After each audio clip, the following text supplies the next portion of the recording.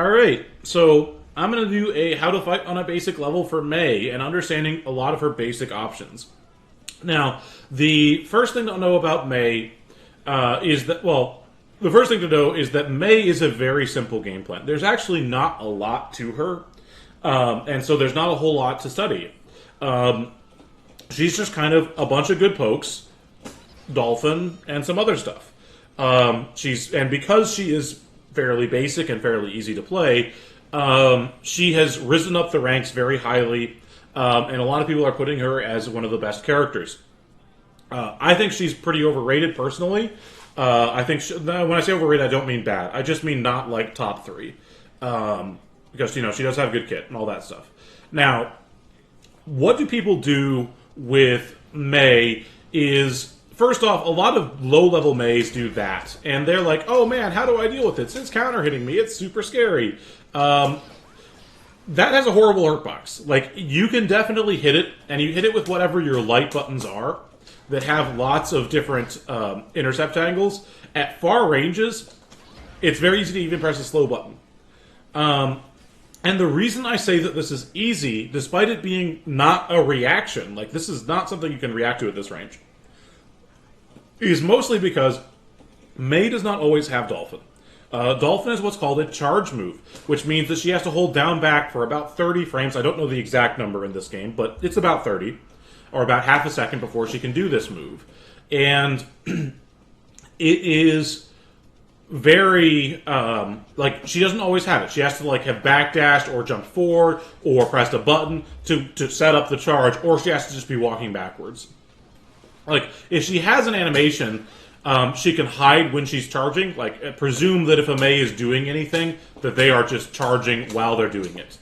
Dolphin can come after a move, or it can come during a move, but in general, they don't always have it. They cannot run forward and Dolphin, so you don't have to worry about it when they run forward, because it's just not there. Now, technically, yes, they can sort of and I'm not a charged character player, but I can't do it, but whatever.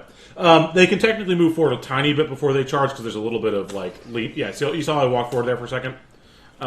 They can technically do that, but it's not much. And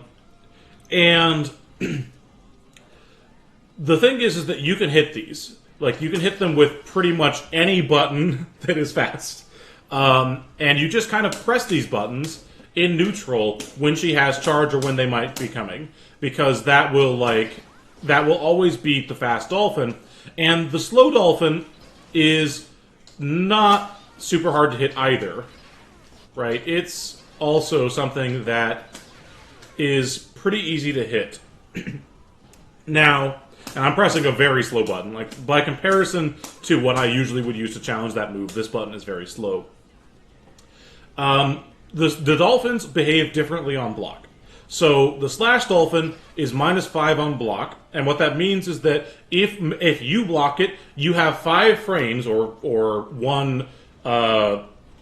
Basically, you have a oh goodness, what is it? A 1/12 of a second to press a button first, and your button will come out before theirs and will win. And so, if they block this and I press this and they press that too, theirs is always going to win. So if I have counterattack settings and I go here and I put standing far slash, mine is always going to lose because hers starts first. So, however, that is not the case on this one. The heavy slash one is plus, and you have to be able to recognize it. Now, there is a sound cue, which is, listen to the sound. There is a sound cue, and also it is notably slower. You can see the Dolphin before it moves, and this one, the Dolphin just moves. Those are the two things you are looking for, and if you have to block them, which means you weren't proactively pressing buttons, then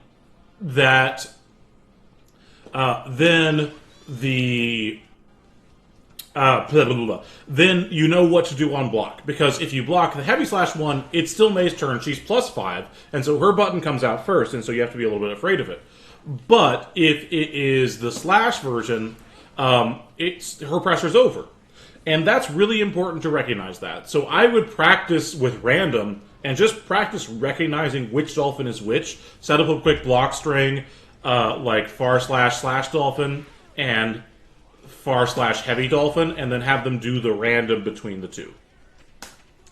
Now, I'm going to turn this off because I'm getting bopped in the face. Alright. Now, the next thing is Mei's like to just press buttons. Her buttons are really good. Like, this thing is really good.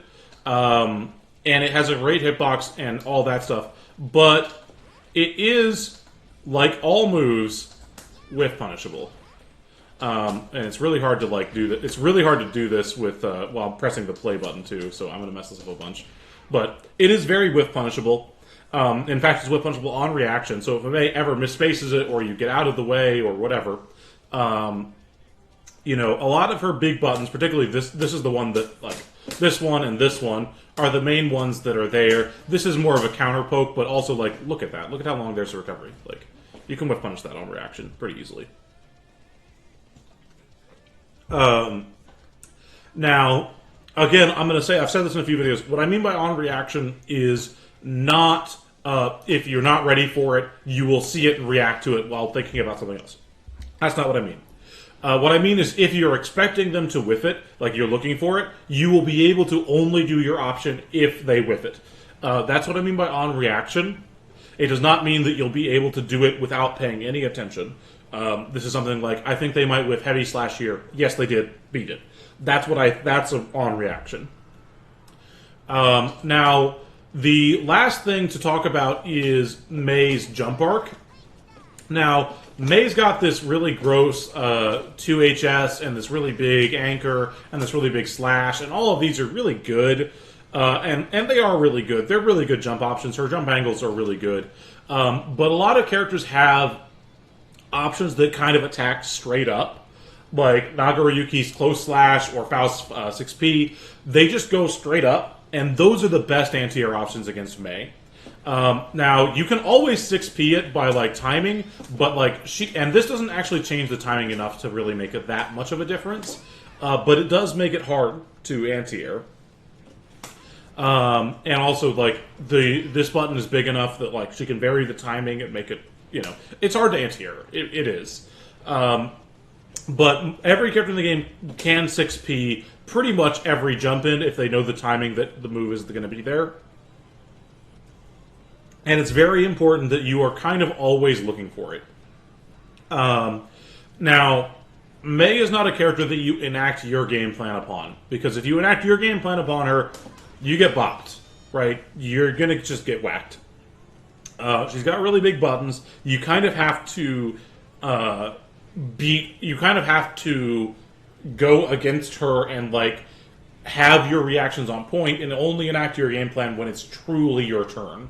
And this is something where a lot of Nago players are complaining about the matchup because they're kind of trying really hard to do their game plan because that's what Nago does, and Mei doesn't really let them. Now, the matchup genuinely might be hard. I have not played it enough to say whether it is or isn't.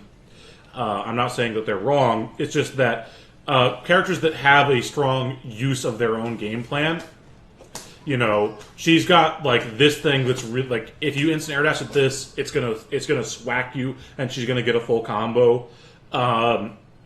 You know, and she's got all these little, like, movement tools, and, you know, she benefits a lot from her instant air dash and delayed instant air dash. Like, this is very different than that, which is very different than that. All of those are very different times, and you anti-air them very differently, and reacting is very hard.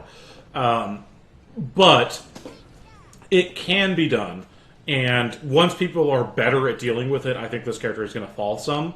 But she is going to be a terror until you are good at dealing with it. So even if this character is bad, you are fine to struggle with her, because this stuff is hard to deal with. It's a lot harder to deal with than it is to do. So it's okay. Now, I don't think the character's bad. Obviously, I think the character is quite good. I just don't think she's the best character in the game. This character will always be strong unless she is nerfed, because her fundamental kit is just strong. But that is the crux of what to do about Mei. In close-up decision making, she does have a lot of scary options with her throws. But in general, what people are struggling with is just her oppressive neutral. And so knowing what your best whip punish options are for all her various buttons, and just practicing the instant air dash versus the high air dash anti-air timing on reaction will go a very long ways to fighting Mei. So I hope this helps. That's about it. Have a great day, and bye for